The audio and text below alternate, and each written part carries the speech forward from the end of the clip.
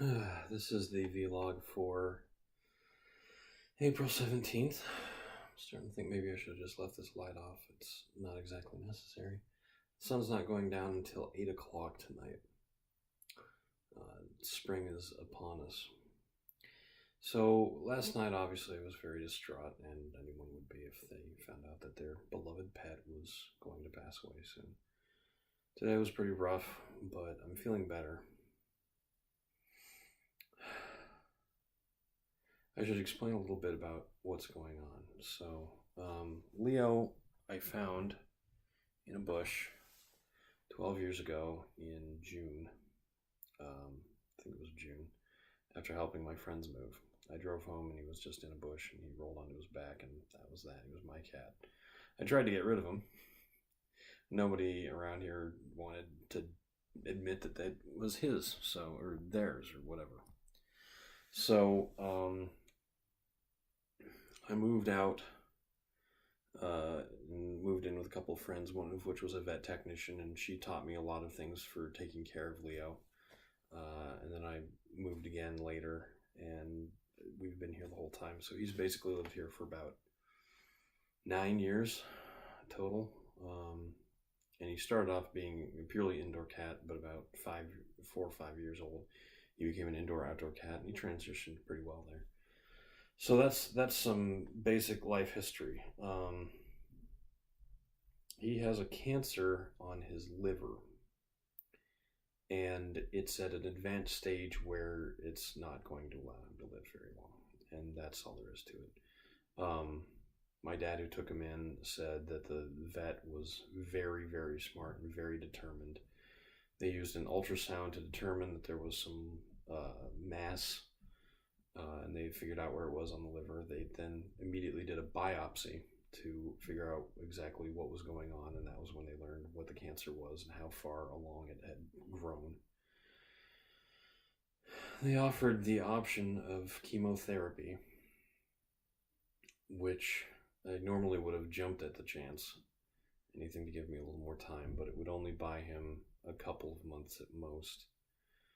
And it might not make any difference at all, because if he's on chemo, he's going to be throwing up a lot. And the problem is, this cancer is what's making him toss his cookies so much, and why he's getting malnourished on top of whatever ravaging the cancer is doing to the rest of his systems. I don't think it's his lymph nodes yet, otherwise he'd probably already be passed away. But it's probably going to be a couple weeks. Every day at this point is just a gift and a treasure. And it's rough. I mean, I came in here and bawled my eyes out last night. Still having trouble dealing with it. At least at work, I was able to get through things okay. I've told one of my friends from work, but I've asked him to keep it quiet because I don't want my team to start getting depressed or get distracted. It's better for me if I have something to focus on instead of letting my mind wander to all the horrible things that are happening right now. And the only thing is that I feel almost like I'm being insensitive to myself, if that's even possible, or somehow dishonest to Leo's suffering by trying to pretend it's not happening. I can't pretend it's not happening. I can only do something to give myself somewhere else to focus.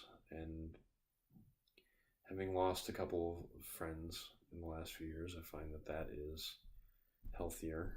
I talk to people when I'm ready to talk to them, and that helps a lot. But right now, I can't dwell on it. It will just turn the next few weeks into a torture session. It's going to be bad enough waiting until the day where Leo just finally shows us that it's not worth it to him anymore, and he just needs some release.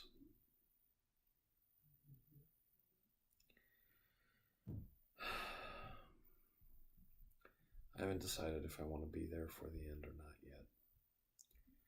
There's some psych information I've read that suggests that being present for the passing of a loved one is actually healthier overall for your psyche, for your mental health, and getting through the grieving process.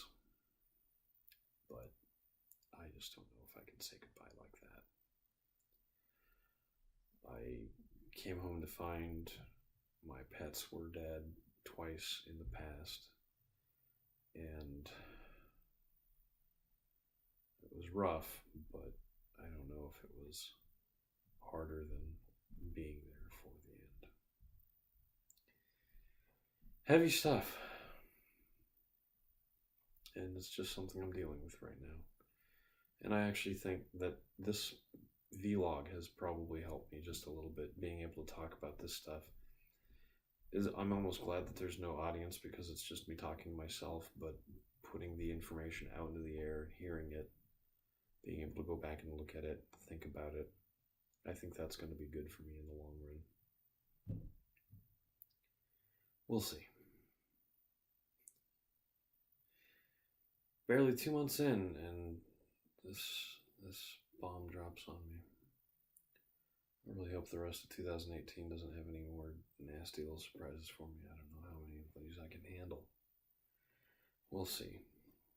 I hope to have some good news of any sort within a month's time.